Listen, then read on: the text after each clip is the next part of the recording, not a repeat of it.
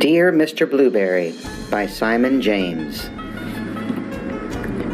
Dear Mr. Blueberry, I love whales very much, and I think I saw one in my pond today. Please send me some information on whales, as I think he might be hurt. Love, Emily. Dear Emily, here are some details about whales. I don't think you'll find it was a whale you saw, because whales don't live in ponds, but in salt water. Yours sincerely, your teacher, Mr. Blueberry. Dear Mr. Blueberry, I am now putting salt into the pond every day before breakfast, and last night I saw my whale smile. I think he is feeling better. Do you think he might be lost? Love, Emily. Dear Emily, please don't put any more salt in the pond. I'm sure your parents won't be pleased. I'm afraid there can't be a whale in your pond because whales don't get lost. They always know where they are in the oceans. Yours sincerely, Mr. Blueberry.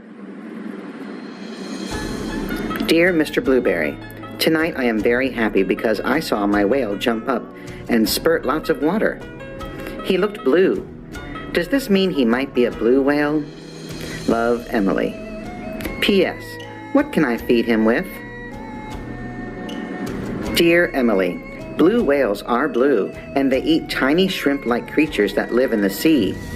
However, I must tell you that a blue whale is much too big to live in your pond. Yours sincerely, Mr. Blueberry. P.S. Perhaps it is a blue goldfish? Dear Mr. Blueberry, last night I read your letter to my whale. Afterward, he let me stroke his head. It was very exciting. I secretly took him some crunched up cornflakes and breadcrumbs. This morning I looked in the pond and they were all gone. I think I shall call him Arthur. What do you think?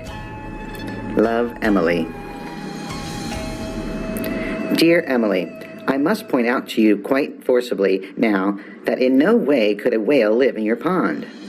You may not know that whales are migratory, which means they travel great distances each day. I am sorry to disappoint you. Yours sincerely, Mr. Blueberry. Dear Mr. Blueberry, tonight I'm a little sad. Arthur has gone. I think your letter made sense to him, and he has decided to be migratory again. Love, Emily. Dear Emily, please don't be too sad. It really was impossible for a whale to live in your pond. Perhaps when you are older, you would like to sail the oceans studying and protecting whales. Yours sincerely, Mr. Blueberry.